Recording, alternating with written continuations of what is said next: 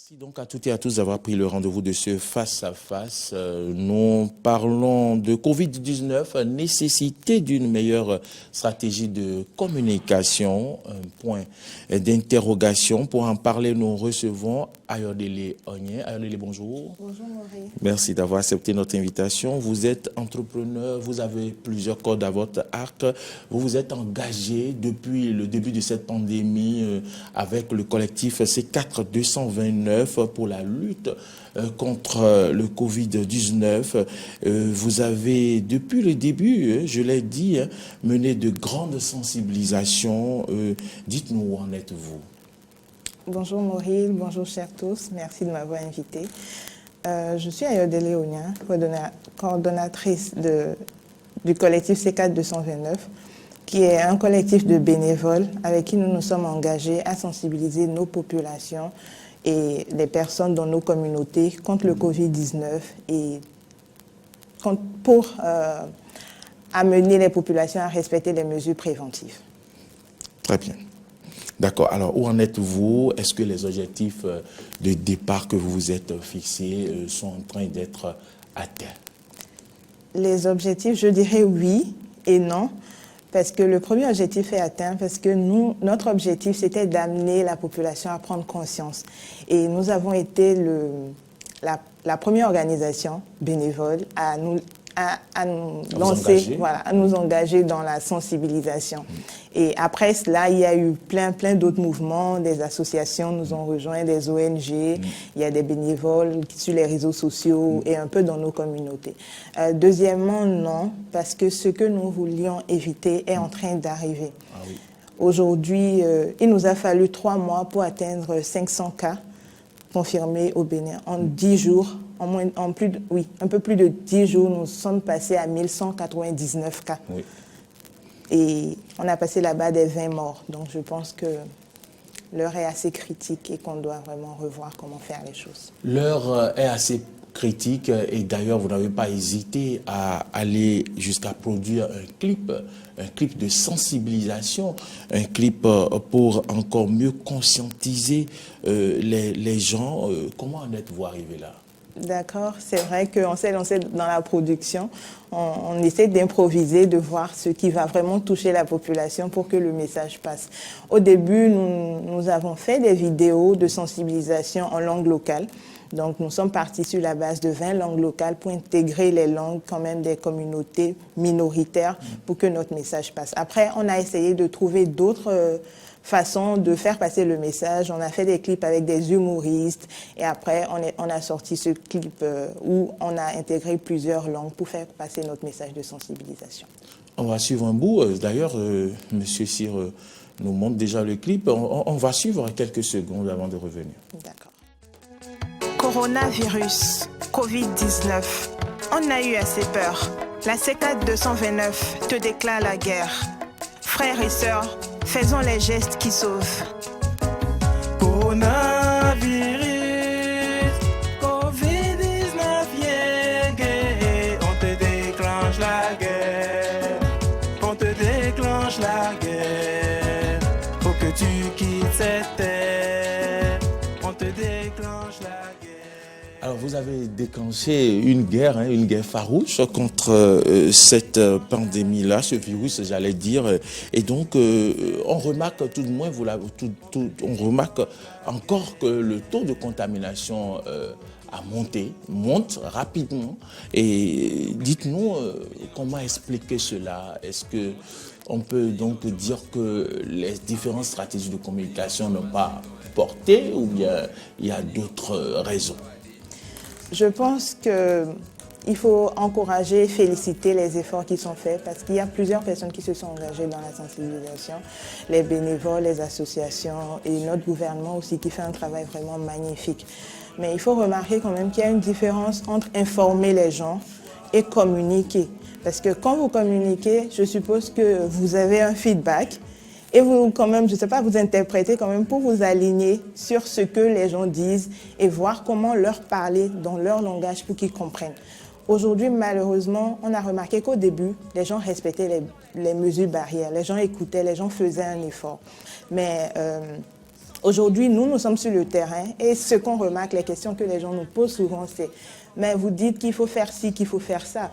Il y a eu les élections, les gens faisaient campagne. Si c'était vraiment dangereux et que le Covid existait encore, il n'y aurait pas eu campagne. On n'aurait pas enlevé le cordon sanitaire. Parce qu'il y a d'autres personnes qui prennent la levée du cordon sanitaire comme la fin de la pandémie.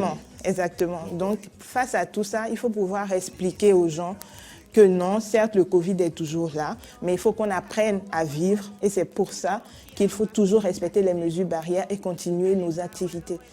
On a remarqué quand même que cette sensibilisation se déroule essentiellement, pour la plupart, sur les médias, radio, télé et autres. Est-ce que c'est suffisant? Imaginez cette personne-là qui vit dans un village perdu quelque part, qui n'a pas de télévision, qui n'a pas de radio, qui quand même peut-être vient au marché le jour des marchés et prend des risques. Que devons-nous faire davantage? Nous devons vraiment travailler sur une sensibilisation inclusive de nos populations. Aujourd'hui, la lutte n'est pas sur les réseaux sociaux. Il faut descendre sur le terrain pour sensibiliser les gens et surtout penser aux personnes qui sont à l'intérieur. Bientôt, aujourd'hui, je pense que c'est le 1er juillet, oui. D'autres pays, par exemple la Côte d'Ivoire, les vols commerciaux commencent ont repris.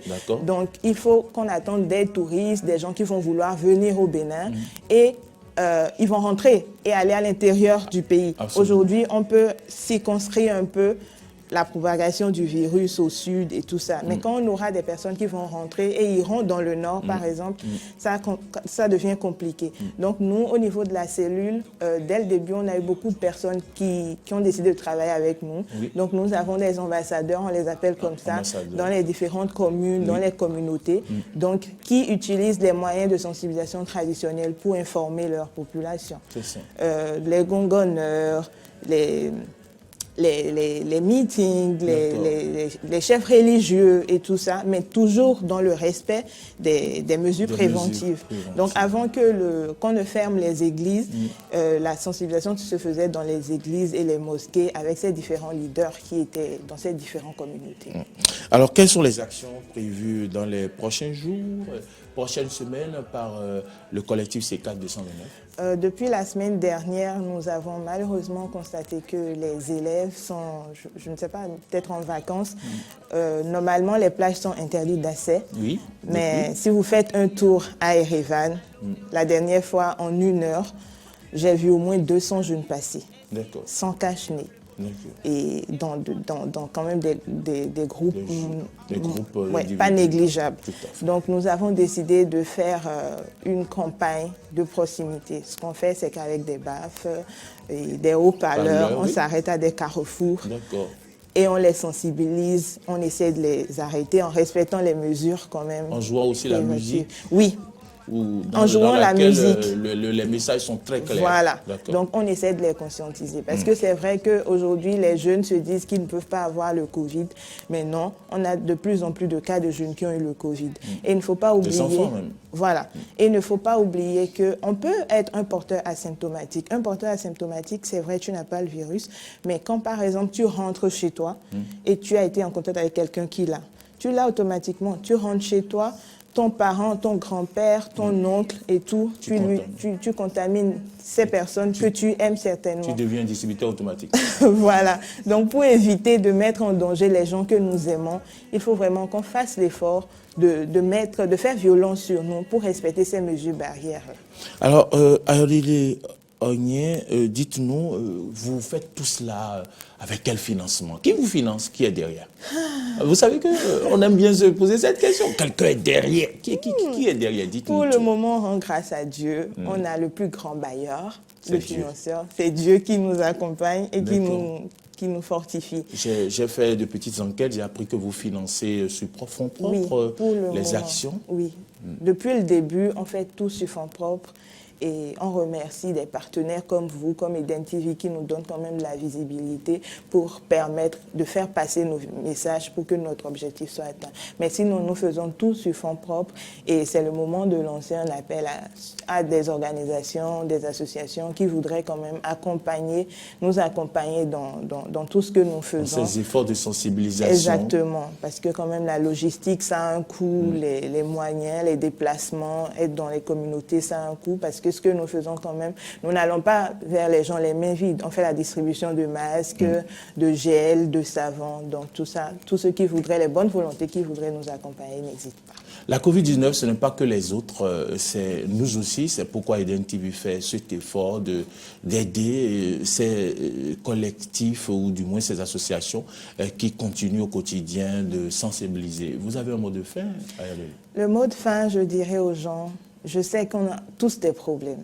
On est le 1er du mois, le 5 prochain, pour ceux qui sont en location, le propriétaire viendra vers vous. Il faut qu'on sorte chercher de l'argent, il faut qu'on lutte pour subvenir aux besoins de nos familles. Mais n'oublions pas, avant de pouvoir être là pour les autres, il faut qu'on soit en bonne santé. Et pour protéger ces personnes pour lesquelles nous sortons tous les jours à la recherche du pain quotidien, il faut qu'on respecte les mesures barrières. Nous pouvons encore gagner cette guerre contre le Covid-19. Alors, essayons de respecter les mesures barrières. Mettons nos masques, lavons-nous régulièrement les mains, respectons la distanciation sociale. Plus tôt on le fera, plus vite on pourra lutter contre le Covid-19 et reprendre le cours normal de nos vies. Merci à vous, vous avez tout dit. Ayodele Oye, coordonnatrice du collectif C4 229, vous êtes venue nous parler une fois encore de la nécessité d'augmenter les stratégies de communication d'information. Vous nous avez parlé également de tout ce que vous avez eu à faire, notamment ce clip qu'on a eu à suivre hier déjà, mais sur lequel on est revenu. Merci une fois encore. Merci beaucoup, Maurice. Merci, mesdames, messieurs, merci de nous avoir suivis. Il faut donc augmenter votre vigilance face à la mise en pratique des mesures barrières. Merci à toutes et à tous de nous avoir suivis.